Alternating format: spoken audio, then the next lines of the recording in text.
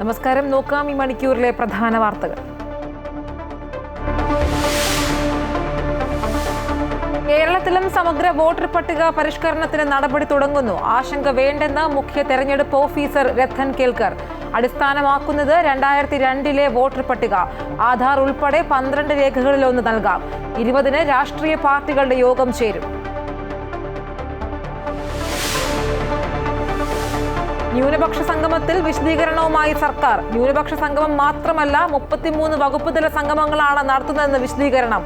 തെരഞ്ഞെടുപ്പ് അടുത്തപ്പോൾ സർക്കാരിന് പേടിയെന്ന് പ്രതിപക്ഷ നേതാവ് വി.ഡി. സതീശൻ.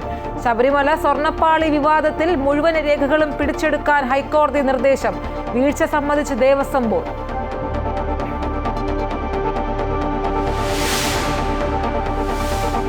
നേതാക്കൾക്കെതിരെ ഗുരുതര ആരോപണവുമായി ഡിവൈഎഫ്ഐ തൃശൂർ ജില്ലാ സെക്രട്ടറി ശരത് പ്രസാദിന്റെ ശബ്ദരേഖ.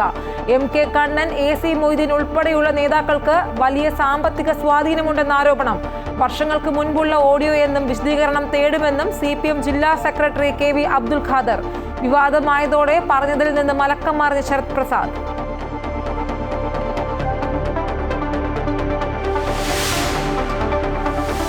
CPI സംസ്ഥാന സെക്രട്ടറിയായി ബിനോയ് വിശ്വം തുടരും. സംസ്ഥാന സമ്മേളനം ബിനോയിയെ തെരഞ്ഞെടുക്കുന്നത് ആദ്യമായി. തിരുത്തേണ്ടത് തിരുത്തുമെന്നും വരുംകാല പോരാട്ടങ്ങളിൽ ബീറോടെ പൊരുതുമെന്നും ബിനോയ് വിശ്വം. സംസ്ഥാന സമ്മേളനത്തിന് ഇന്ന് സമാപനം.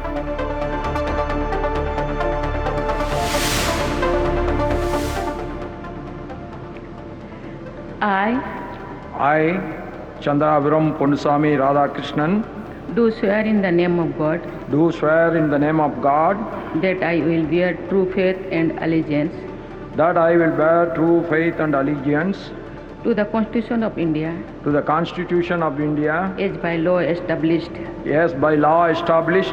and that I will faithfully discharge the duty.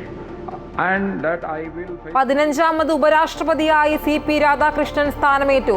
രാഷ്ട്രപതി ദ്രൗപദി മുർമു സത്യവാചകം ചൊല്ലിക്കൊടുത്തു. ചടങ്ങിൽ പങ്കെടുത്ത് ജഗ്ദീപ് ധൻഖറും.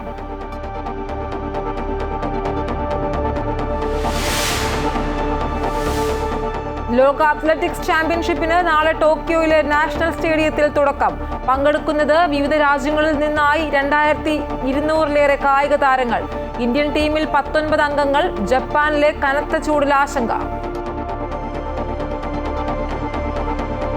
തുടക്കത്തിൽ സൂചിപ്പിച്ച വാർത്തയിലേക്കാണ് പോകുന്നത്. വരുന്ന നിയമസഭാ തെരഞ്ഞെടുപ്പിന് മുന്നോടിയായി കേരളത്തിലും SIR നടപ്പാക്കാൻ ഒരുങ്ങുന്നു. മുഖ്യ തെരഞ്ഞെടുപ്പ് ഓഫീസറാണ് ഇക്കാര്യം അറിയിച്ചത്. ബീഹാറിൽ SIR നടപ്പാക്കിയതിനെ ചൊല്ലിയുള്ള വിവാദത്തിന്റെ പശ്ചാത്തലത്തിൽ കേരളത്തിൽ ഇത് എങ്ങനെയാകും ബാധിക്കുക എന്ന ആശങ്കയാണ് നിലനിൽക്കുന്നത്.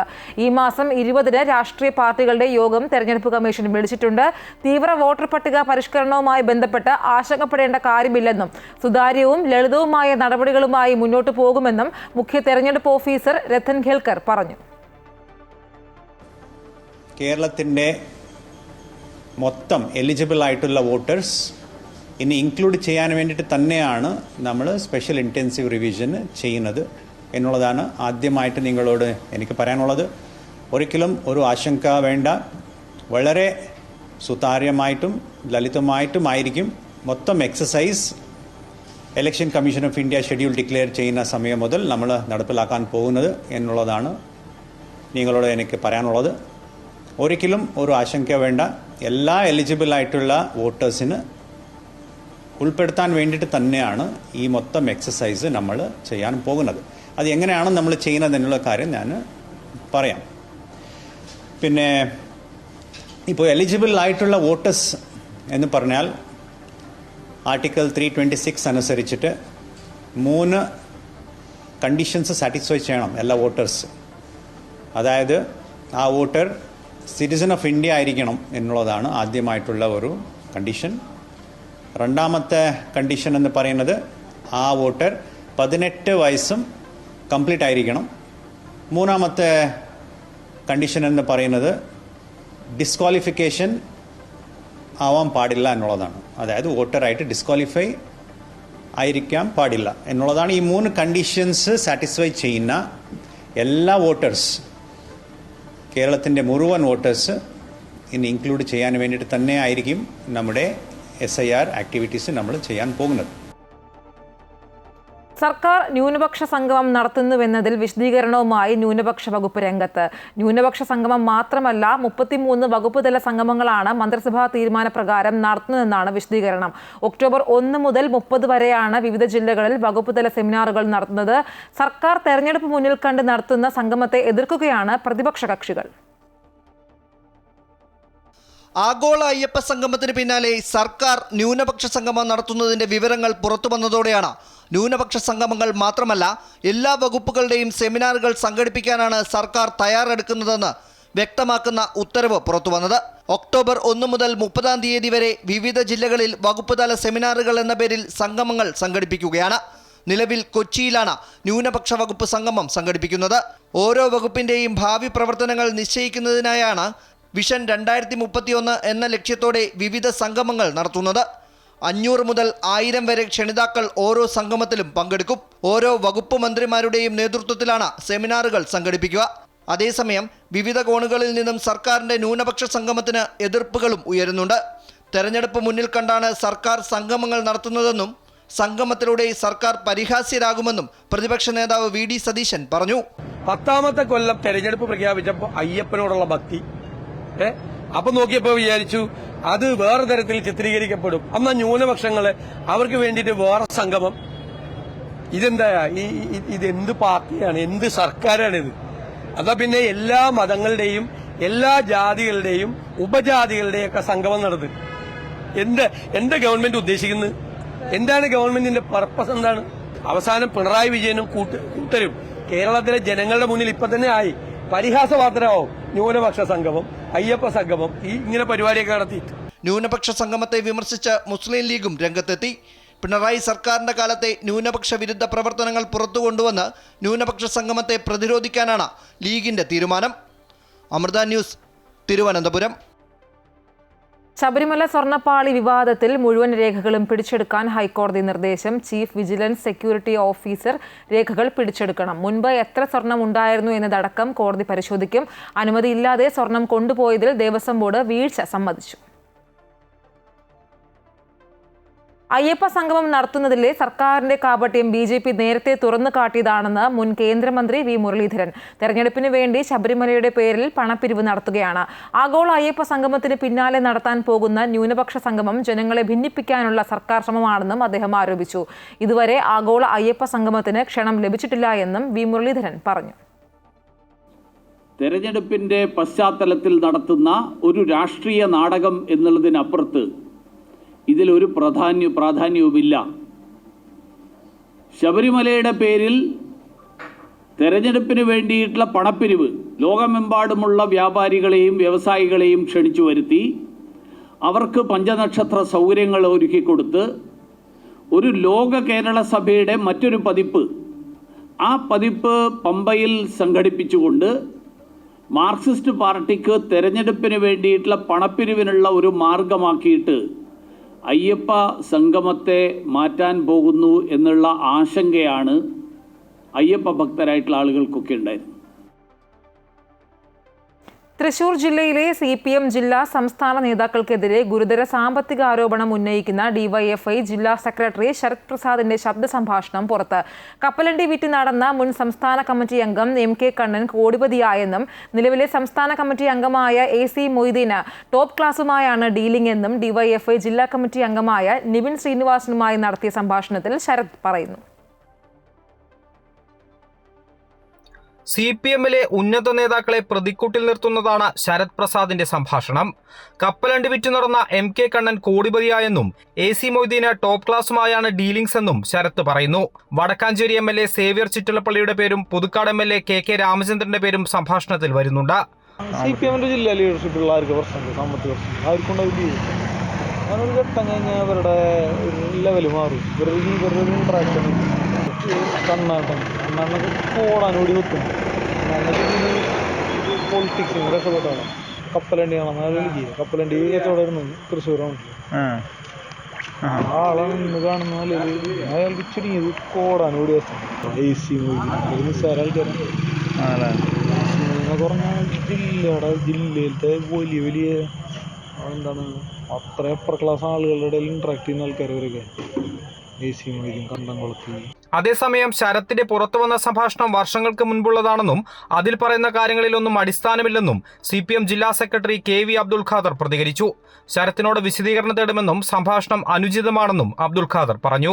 അനുചിതമായൊരു പരാമർശം ഏതാനും വർഷങ്ങൾക്ക് മുമ്പ് നടത്തിയതാണെങ്കിൽ പോലും അത് തീർച്ചയായിട്ടും തെറ്റായിട്ടുള്ള ഒരു കാര്യമായിട്ട് കാണുകയാണ്. ശരത്തുമായിട്ട് അദ്ദേഹത്തിൽ നിന്ന് വിശദീകരണം തേടാൻ ഞങ്ങൾ തീരുമാനിച്ചിരിക്കുകയാണ്.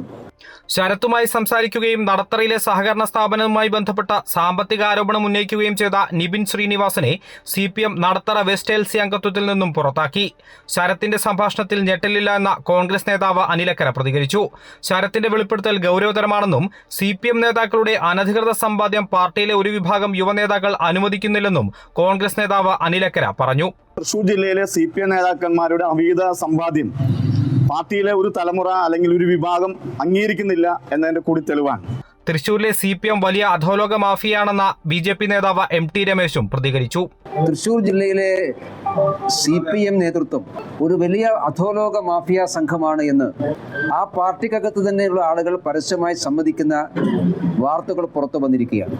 അതേസമയം സംഭവം വാർത്തയായതോടെ തന്റെ ഓഡിയോ സന്ദേശത്തിന്റെ ആധികാരികത ദുരൂഹമാണെന്ന വാദവുമായി ശരത് പ്രസാദ് രംഗത്തെത്തി. ഫേസ്ബുക്ക് പോസ്റ്റിലൂടെയായിരുന്നു ശരത്തിന്റെ ന്യായീകരണം. അമൃത ന്യൂസ്, തൃശൂർ. രാഹുൽ മാങ്കൂട്ടത്തിൽ നിയമസഭയിൽ വരുന്നതിന് തടസ്സങ്ങളില്ലെന്നും തീരുമാനമെടുക്കേണ്ടത് രാഹുലാണെന്നും KPCC അധ്യക്ഷൻ സണ്ണി ജോസഫ്. രാഹുൽ വിഷയത്തിൽ പാർട്ടി യോജിച്ചാണ് തീരുമാനമെടുത്തത്. സാമൂഹിക മാധ്യമങ്ങളിലൂടെ ചില തെറ്റായ പ്രചാരണങ്ങൾ വരുന്നുണ്ട്. എതിർപക്ഷത്തിന്റെ ബോധപൂർവമായ ശ്രമങ്ങളിൽ ആരെങ്കിലും പെട്ടുപോയാൽ തിരുത്തണമെന്നും സണ്ണി ജോസഫ് പറഞ്ഞു. സഭയിൽ കോൺഗ്രസ് സംരക്ഷണം നൽകുമോ എന്ന ചോദ്യത്തിന് പ്രതിഷേധമുണ്ടായാൽ സംരക്ഷണം നൽകേണ്ടത് സ്പീക്കറാണെന്ന് സണ്ണി ജോസഫ് മറുപടി നൽകി. ഞങ്ങൾ കോൺഗ്രസ് പാർട്ടി എടുത്ത തീരുമാനം യോജിച്ച തീരുമാനമാണ്. ഞാനും പ്രതിപക്ഷ നേതാവും കേരളത്തിലെ കോൺഗ്രസിൻ്റെ പ്രധാനപ്പെട്ട 25ഓളം നേതാക്കന്മാർ, വർക്കിംഗ് കമ്മിറ്റി അംഗങ്ങൾ, മുൻ പ്രസിഡന്റ്മാർ അവരൊക്കെയായിട്ട് സംസാരിച്ചെടുത്ത തീരുമാനമാണ്. ആ തീരുമാനത്തെ കേരളത്തിലെ കോൺഗ്രസിൻ്റെ ഒരു ഘടകവും KPCCയുടെ ഒരു ഭാരവാഹിയും ഒരു അംഗവും 14 ജില്ലാ കോൺഗ്രസ് കമ്മിറ്റികളിൽ ആരും 282 ബ്ലോക്ക് കോൺഗ്രസ് കമ്മിറ്റികളിൽ ആരും 1000-ലധികം വരുന്ന മണ്ഡലം കോൺഗ്രസ് കമ്മിറ്റികളിൽ ആരും ചോദ്യം ചെയ്തിട്ടില്ല. ആരും അതിൻ്റെ പേരിൽ ആക്ഷേപം ഉന്നയിച്ചിട്ടില്ല. എന്നാൽ സാമൂഹ്യ മാധ്യമങ്ങൾ നമുക്കെല്ലാം അറിയാം, ആരുടെയും പൂർണ്ണ നിയന്ത്രണത്തിലല്ല. ചില തരത്തിലുള്ള തെറ്റായ പ്രചരണങ്ങൾ വരുന്നുണ്ട്. സാമൂഹ്യ മാധ്യമങ്ങളിൽ പ്രവർത്തിക്കുന്നവരോട് എനിക്ക് പറയാനുള്ളത്, നേരത്തെ നമ്മൾ പറഞ്ഞ സർക്കാരിൻ്റെ ജനവിരുദ്ധ നയങ്ങളാണ് ഹൈലൈറ്റ് ചെയ്യേണ്ടത്. രാഹുൽ ഗാന്ധി ഉയർത്തിയ ജനാധിപത്യത്തിൻ്റെ ഏറ്റവും പ്രാണവായുവായ വോട്ടവകാശത്തിൻ്റെ സംരക്ഷണത്തിൻ്റെ കാര്യങ്ങളാണ് നമ്മൾ ഉന്നയിക്കേണ്ടത്. അതല്ലാതെ ആരെങ്കിലും ചേരിതിരിവുണ്ടാക്കാനുള്ള ബോധപൂർവമായ ശ്രമങ്ങളിൽ, എതിർപക്ഷത്തിൻ്റെ ശ്രമങ്ങളിൽ പെട്ടുപോകുന്നുണ്ടെങ്കിൽ അവരെ തിരുത്തണം എന്ന് ഞാൻ ആവശ്യപ്പെടുകയാണ്. രാഹുൽ മാങ്കൂട്ടത്തിലിന്റെ കാര്യത്തിൽ സസ്പെൻഡ് ചെയ്തതിനപ്പുറം ഒരു തീരുമാനവും എടുത്തിട്ടില്ലെന്നും പാർട്ടി ഉചിതമായ സമയത്ത് തീരുമാനമെടുക്കുമെന്നും പ്രതിപക്ഷ നേതാവ് VD സതീശൻ. രാഹുൽ മാങ്കൂട്ടത്തിൽ ഞങ്ങളുടെ പാർലമെന്ററി പാർട്ടിയിൽ ഇല്ലെന്നും സോഷ്യൽ മീഡിയയിൽ പലതും വരുമെന്നും സതീശൻ പ്രതികരിച്ചു. അദ്ദേഹത്തിനെ പാർട്ടിയിൽ നിന്ന് സസ്പെൻഡ് ചെയ്തു, പാർലമെന്ററി പാർട്ടിയിൽ നിന്നും സസ്പെൻഡ് ചെയ്തു. അതാണ് വിവരം. ബാക്കി കാര്യത്തെക്കുറിച്ചൊക്കെ പാർട്ടി തീരുമാനം എന്തെങ്കിലും ഉണ്ടെങ്കിൽ പാർട്ടി പ്രസിഡന്റ് നിങ്ങളെ അറിയിക്കും. അല്ലാതെ ഒരു തീരുമാനവും ഞങ്ങൾ എടുത്തിട്ടില്ല. അതിൻ്റെ അകത്ത് 2 അഭിപ്രായത്തിന്റെ പ്രശ്നമില്ല.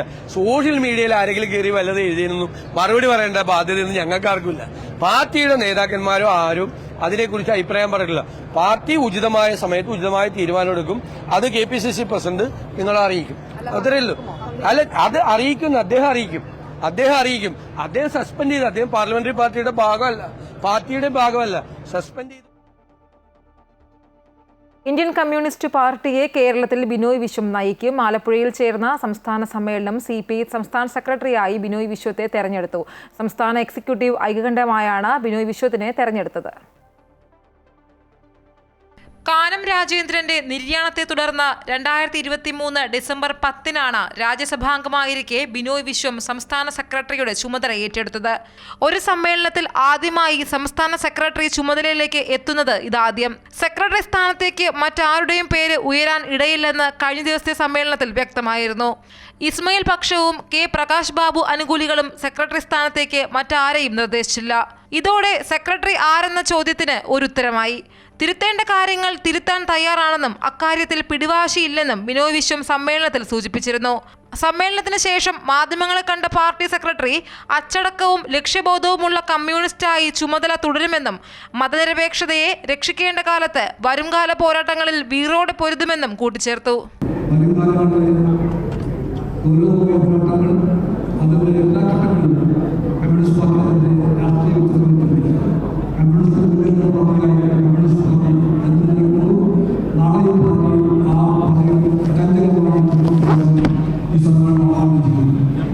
ഉൾപാർട്ടി പോരും സർക്കാരിന്റെ ചില നിലപാടുകളിൽ വിരുദ്ധ മനോഭാവവും പ്രവർത്തകർക്കിടയിൽ പുകയുമ്പോഴാണ് കമ്മ്യൂണിസ്റ്റ് പാർട്ടിയുടെ അമരത്തേക്ക് ബിനോയ് വിശ്വം ഒരിക്കൽ കൂടി എത്തുന്നത്.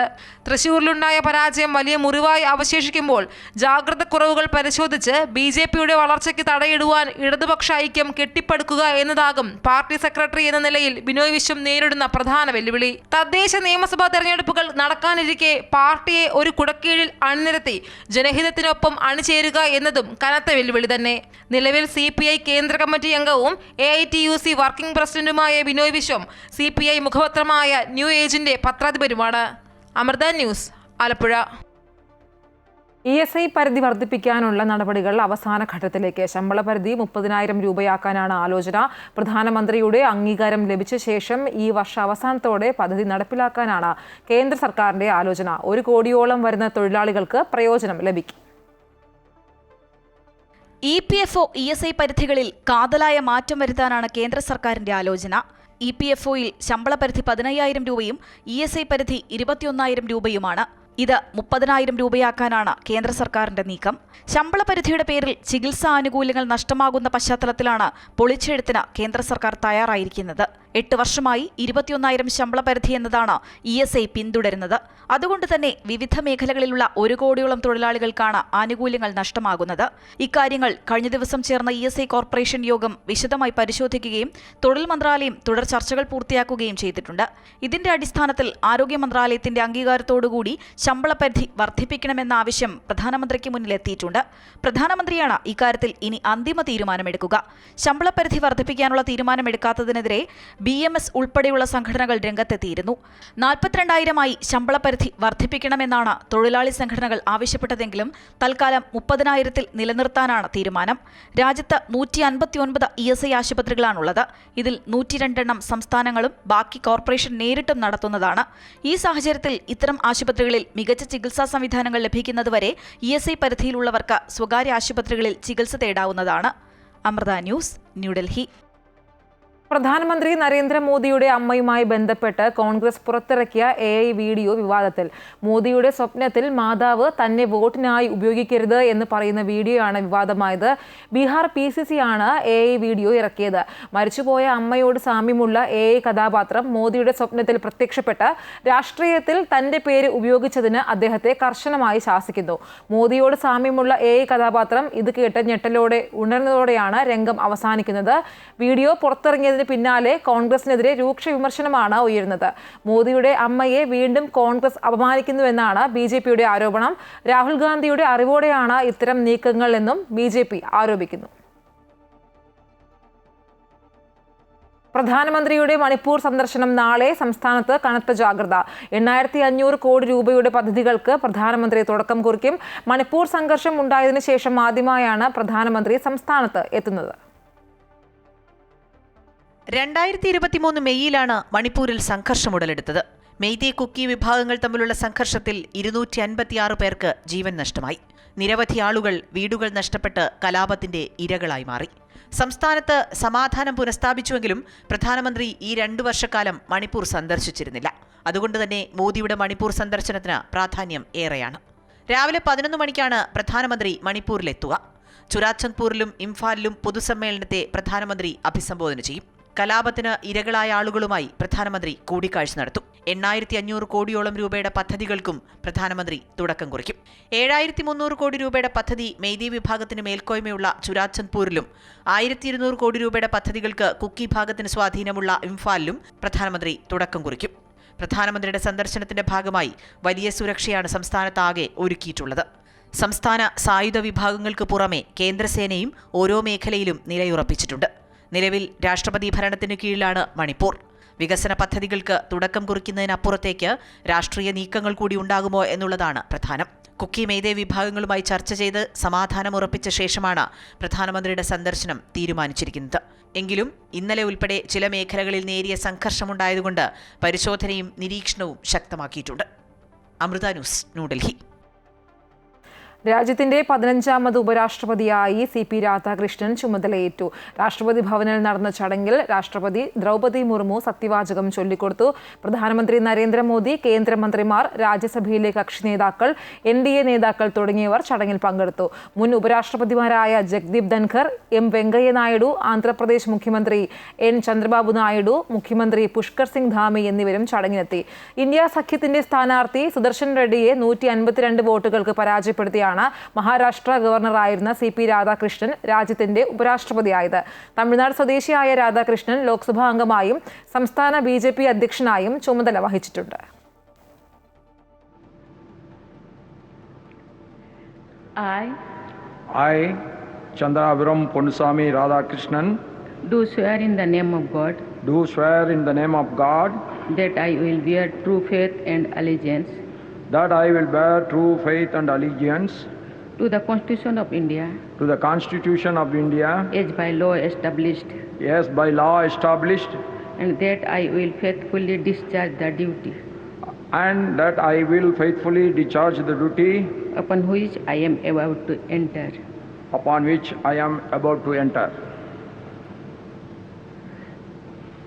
Congratulations.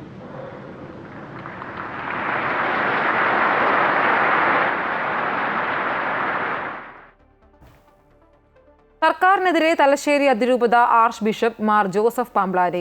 എയ്ഡഡ് സ്കൂളുകളെ മാഫിയ ഗണത്തിൽപ്പെടുത്തി സർക്കാർ പെരുമാറുന്നു. സർക്കാർ കാണിക്കുന്നത് നെറികേടെന്നും അദ്ദേഹം കണ്ണൂരിൽ പറഞ്ഞു. ഏതൊരു നീക്കത്തെയും ഞങ്ങൾ സ്വാഗതം ചെയ്യുന്നു.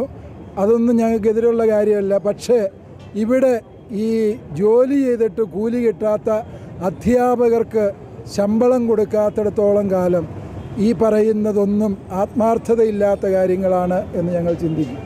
സംഗമത്തെക്കാളും ജോലി ചെയ്തവർക്ക് വേതനം നൽകുക, അതാണ് പരമപ്രധാനം. ന്യൂനപക്ഷ വിരുദ്ധ സർക്കാരാണ് എന്ന് ഞങ്ങളങ്ങനെ അസന്നിഗ്ധമായി പറയാൻ ഉദ്ദേശിക്കുന്നില്ല.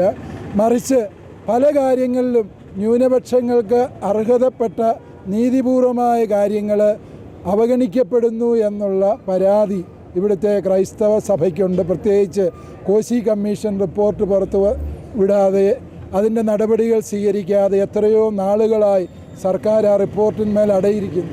ഇത് അന്യായമാണ് എന്ന് തന്നെ ഞങ്ങൾ വിചാരിക്കും. അതുപോലെ തന്നെ ഇതര സമുദായങ്ങളിൽ നിന്ന് ഭിന്നമായി ഇവിടുത്തെ ക്രൈസ്തവ മാനേജ്മെൻറ്റുകളിലെ അധ്യാപകർക്ക് മാത്രം ഈ ഭിന്നശേഷി സംവരണത്തിൻ്റെ പേരിൽ ശമ്പളം കൊടുക്കാതെ തടഞ്ഞു വച്ചിരിക്കുന്നത് അതൊന്നും രണ്ടും കൊല്ലമല്ല, കഴിഞ്ഞ 7 വർഷമായി ഈ അന്യായം നടക്കുന്നത് കണ്ടില്ല എന്നടിക്കാൻ ഞങ്ങൾ. വയനാട്ടിലെ കോൺഗ്രസ് നേതാവും മുള്ളൻകൊല്ലി പഞ്ചായത്ത് അംഗവുമായ ജോസ് നെല്ലേടത്തെ മരിച്ച നിലയിൽ കണ്ടെത്തി. വീട്ടിനടുത്തെ കുളത്തിലാണ് മരിച്ച നിലയിൽ കണ്ടെത്തിയത്. വിഷം കഴിച്ച് കൈഞ്ഞരമ്പ് മുറിച്ച ശേഷം കുളത്തിൽ ചാടിയതായാണ് പ്രാഥമിക വിവരം. ഉടനെ പുൽപ്പള്ളിയിലെ സ്വകാര്യ ആശുപത്രിയിൽ എത്തിച്ചെങ്കിലും ജീവൻ രക്ഷിക്കാനായില്ല. 2ാം വാർഡ് ഭൂതനാംകുന്ന് മെമ്പറായിരുന്നു അദ്ദേഹം. പെരിക്കല്ലൂർ കാനാട്ടുമലയിൽ തങ്കച്ചൻ കള്ളക്കേസിൽ കുടുങ്ങി ജയിലിലായ സംഭവത്തിൽ ആരോപണ വിധേയരിൽ ഒരാളായിരുന്നു ജോസ് നെല്ലേടം. കഴിഞ്ഞ ദിവസം അന്വേഷണ സംഘം ജോസ് നെല്ലേടത്തെ ചോദ്യം ചെയ്തിരുന്നുവെങ്കിലും പ്രതി ചേർത്തിരുന്നില്ല. സംസ്ഥാനത്ത് സ്വർണ്ണവില ഇന്നും സർവകാല റെക്കോർഡിലാണ്. പവന് ഇന്ന് 560 രൂപയാണ് വർദ്ധിച്ചത്. ഒരു പവൻ 22 കാരറ്റ് സ്വർണത്തിന്റെ വിപണി വില 81,600 രൂപയാണ്. GSTയും പണിക്കൂലിയും ഹോൾമാർക്ക് ഫീസും അടക്കം ഏറ്റവും കുറഞ്ഞത് ഒരു പവൻ സ്വർണത്തിന് 91,000 രൂപയ്ക്ക് മുകളിൽ നൽകണം. നിലവിൽ 1 ഗ്രാം സ്വർണത്തിന് 10,200 രൂപയാണ് വില. ഈ സ്വർണത്തിന്റെ വിലക്കയറ്റം കച്ചവടം കുറയ്ക്കുമെന്ന് വ്യാപാരികൾ പറയുന്നു. സാധാരണക്കാർക്ക് സ്വർണം വാങ്ങാൻ കഴിയാത്ത സ്ഥിതിയാണ്. സ്വർണം വാങ്ങുന്നതിന്റെ അളവ് പലരും കുറച്ചിട്ടുണ്ട്. നികുതി ഘടനയിൽ ഉൾപ്പെടെ ഇളവ് നൽകി സർക്കാർ സഹായിക്കണമെന്നും വ്യാപാരികൾ ആവശ്യപ്പെട്ടു. സ്വർണ്ണവില ഉയർന്നാൽ വ്യാപാരികൾക്ക് വൻ തുക ലാഭം ലഭിക്കുമെന്നത് പ്രചാരണം മാത്രമാണെന്നും all Kerala gold and silver merchant association ഭാരവാഹികൾ തിരുവനന്തപുരത്ത് പറഞ്ഞു. അങ്ങനെയുള്ള വ്യാപാരികൾ വരെ ഇതിനകത്തുണ്ട്. അപ്പം അവർക്ക് നേരിട്ട് ഈ ആഭരണങ്ങൾ കാണാനും വാങ്ങാനും ഉള്ള ഒരു സൗകര്യം നമ്മൾ ഒരുക്കി കൊടുക്കുകയാണ് ഈ എക്സിബിഷൻ കൊണ്ട് ഉദ്ദേശിക്കുന്നത്. അവർക്കൊക്കെ ബോംബെയിലും രാജസ്ഥാനിലും കൽക്കട്ടയിലും ഒക്കെ പോയി വാങ്ങാൻ ബുദ്ധിമുട്ടുണ്ട്, കാരണം ചിലവുകൾ കൂടുതലാണ്. അപ്പം അതുകൊണ്ട് നമ്മുടെ മുറ്റത്തേക്ക് അതിനെ കൊണ്ടുവന്നുകൊണ്ട് ജനകീയവൽക്കരിച്ച് കൊച്ചു കടക്കാർക്ക് വരെ ഇങ്ങനെയുള്ള ആഭരണങ്ങൾ വിവിധങ്ങളായ Italian designs. Boche food no gas എന്ന റെസ്റ്റോറന്റ് ശൃംഖലയിലെ ആദ്യ സ്ഥാപനം ചാലക്കുടി പോട്ടയിൽ പ്രവർത്തനം ആരംഭിച്ചു. സ്ഥാപനത്തിന്റെ ഉദ്ഘാടനം ബോബി ചെമ്മണ്ണൂർ നിർവഹിച്ചു. ഒതന്റിക് ജാപ്പനീസ് സൂഷി, ഡംസം, ടെമ്പൂര, റാമൻ എന്നിവയും ആധുനിക ഓഫ്സെറ്റ് സ്മോക്കർ ഉപയോഗിച്ച് തയ്യാറാക്കുന്ന ബോച്ചെ സ്മോക്ക് ബീഫ് ബ്രിസ്ക്കറ്റ് കൂടാതെ ബർഗർ, നൂഡിൽസ് എന്നീ വിഭവങ്ങളും ഭക്ഷണപ്രിയർക്ക് പുതിയ അനുഭവമായിരിക്കുമെന്ന് ബോച്ചെ പറഞ്ഞു. ബോച്ചെ ഫുഡ് നോ ഗ്യാസിനൊപ്പം ഒരേ കുടക്കീഴിൽ പ്രവർത്തിക്കുന്ന ബോച്ചെ ദ ബുച്ചറിൽ നിന്ന് കസ്റ്റമേഴ്സ് ചൂണ്ടിക്കാണിക്കുന്ന ഫ്രഷ് ഐറ്റംസ് ഉപയോഗിച്ച് വിഭവങ്ങൾ പാകം ചെയ്ത് നൽകുന്നതാണ്. ജാപ്പനീസിന് പുറമെ കോണ്ടിനെന്റൽ, ഇന്ത്യൻ, ചൈനീസ്, അറേബ്യൻ വിഭവങ്ങളും ബോച്ചെ ഫുഡ് നോ ഗ്യാസ് റെസ്റ്റോറന്റിൽ ലഭ്യമാണ്.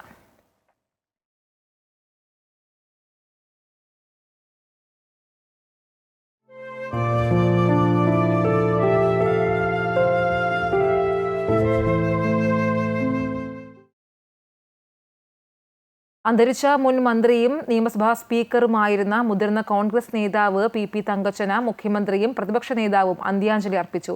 പെരുമ്പാവൂരിലെ വീട്ടിലെത്തിയാണ് ഇരുവരും അന്ത്യാഞ്ജലി അർപ്പിച്ചത്.